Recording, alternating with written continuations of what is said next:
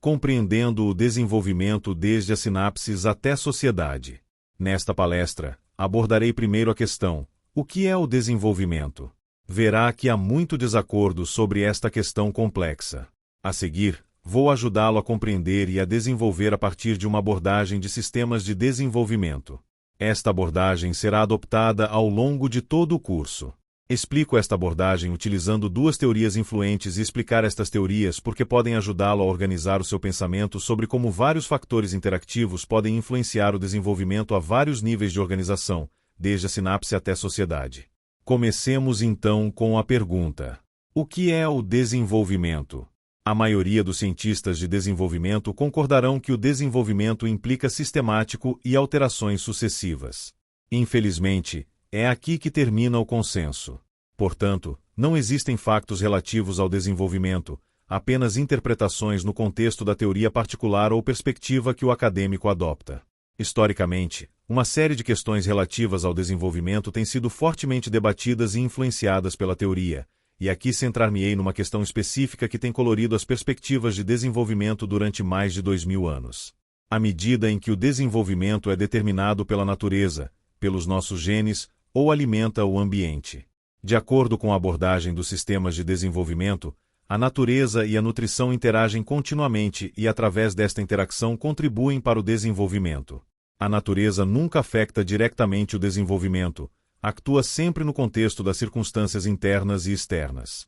Do mesmo modo, os efeitos do ambiente sobre um organismo dependerão da hereditariedade características desse organismo.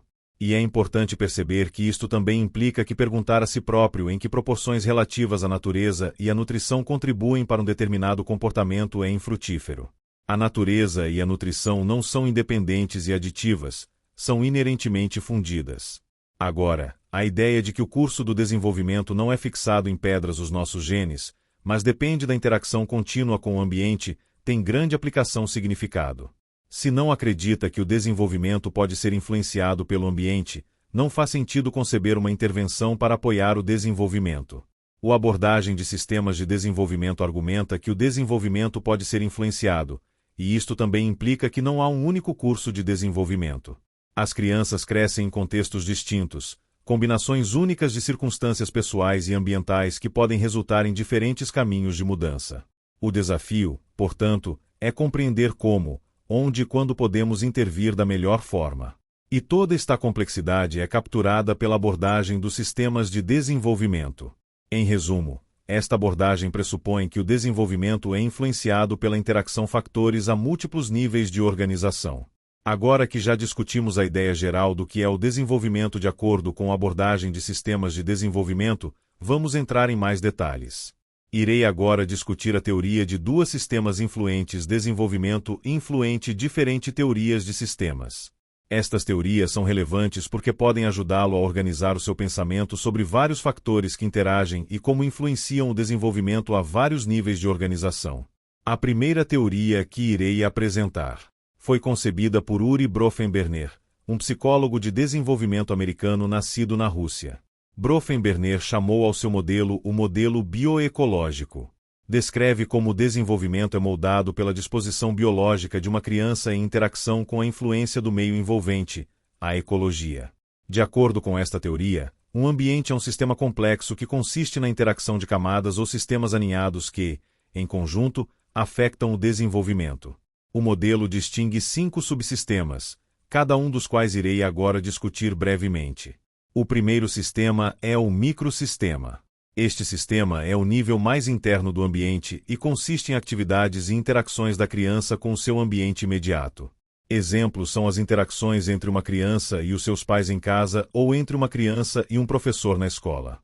É importante notar que as características biopsicossociais dos indivíduos em tais interações fazem parte do microsistema. As interações entre uma criança e um professor, por exemplo, dependem das características da criança em particular e das características do professor. Uma diferença individual ou alterações de desenvolvimento nestas características influenciam a natureza das atividades e interações num determinado microsistema e vice-versa. Na vida cotidiana, os indivíduos movem-se através de vários microsistemas. O segundo sistema é o mesosistema. Este sistema engloba todos os conexions entre os microsistemas relacionados com o indivíduo num dado momento da vida. Por exemplo, quando os pais estão envolvidos na vida escolar e trocam experiências e informações com os mesmos. O desenvolvimento escolar em ambos os contextos pode beneficiar. A aprendizagem acadêmica pode ser transferida para casa e saber o que se passa em casa pode melhorar a interação professor-infantil. O mesosistema também inclui características estáveis de pessoas no ambiente imediato da criança, tais como seu estatuto econômico-social. O terceiro sistema é o exosistema. Este sistema refere-se aos cenários sociais que não contêm crianças, mas no entanto afetam as experiências das crianças em cenários imediatos. Exemplos são pais, locais de trabalho e serviços de saúde e bem-estar na comunidade. Os pais trabalham, por exemplo, podem facilitar licenças especiais quando as crianças estão doentes, mas também podem causar estresse que afeta a forma como os pais respondem aos seus filhos em casa. Outro exemplo é a rede social de pais para aconselhamento e companheirismo social. Todos estes fatores afetam indiretamente a criança. O quarto sistema é o macrosistema. Este sistema consiste em valores culturais, leis, costumes e recursos. A prioridade que o macrosistema dá às necessidades de uma criança afeta o apoio que esta recebe a um nível mais próximo do ambiente. Por exemplo, um país pode ter leis relativas à licença de paternidade e maternidade, ou aos padrões de cuidados infantis que terão impacto na vida das crianças individuais nesse país. O sistema final é o sistema crono. Este sistema refere-se à influência contínua do tempo em todos os subsistemas e suas interações. De facto, a mudança ao longo do tempo é uma característica que define o desenvolvimento. O tempo influencia as crianças a nível individual em termos das suas características físicas, intelectuais e de personalidade. O tempo também influencia os desafios e oportunidades de desenvolvimento que afetam as crianças nos vários níveis do ambiente. Por exemplo, a chegada de um novo irmão tem consequências muito diferentes para uma criança de tenra idade, em comparação com uma criança em idade escolar, com muitas relações e atividades para além da família. Neste exemplo, o timing de uma mudança ambiental afeta o seu impacto. Então, como pode a teoria de Bronfenbrenner ajudá-lo a organizar o seu pensamento sobre o desenvolvimento? Falo fornecendo-lhe um quadro claro para ordenar e estruturar a grande miríade de fatores que podem influenciar o desenvolvimento. Como tal, pode ajudar-lhe a manter uma visão geral. Contudo, a força da teoria de Bronfenbrenner está principalmente na descrição de como as influências ambientais podem ser organizadas a vários níveis. Portanto, discutirei também uma teoria com mais ênfase nos níveis dentro do indivíduo. Esta teoria foi introduzida por outro psicólogo de desenvolvimento americano, Gilbert Gottlieb, e é chamado modelo de epigenese probabilística.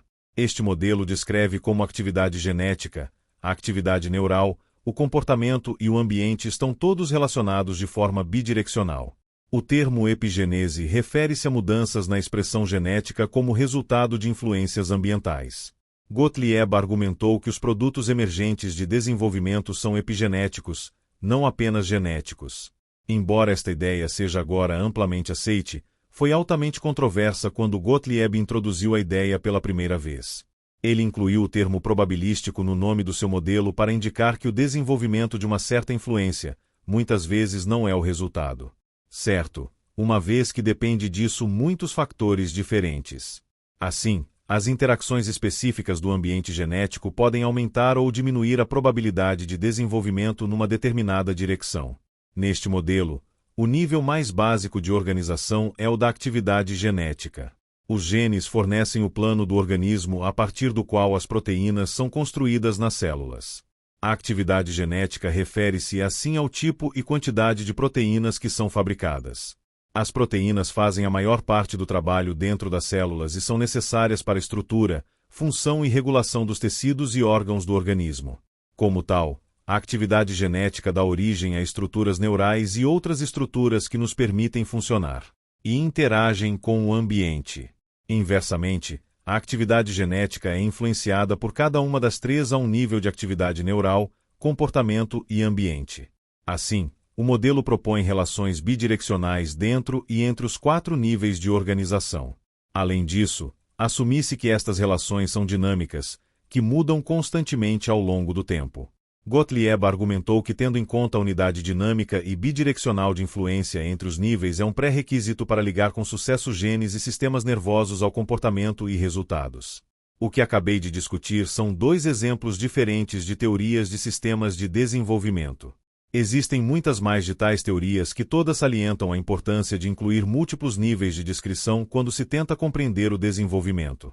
E devido à complexidade implícita de todas estas teorias, salientaram a necessidade de colaborações interdisciplinares para se alcançar uma compreensão significativa do desenvolvimento.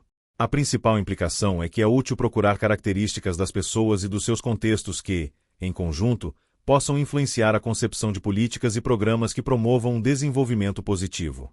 E este é um esforço que vai muito além da ciência por si só. Tem relevância para todos os que estão interessados ou envolvidos na promoção de um desenvolvimento óptimo para as crianças, de uma forma ou de outra.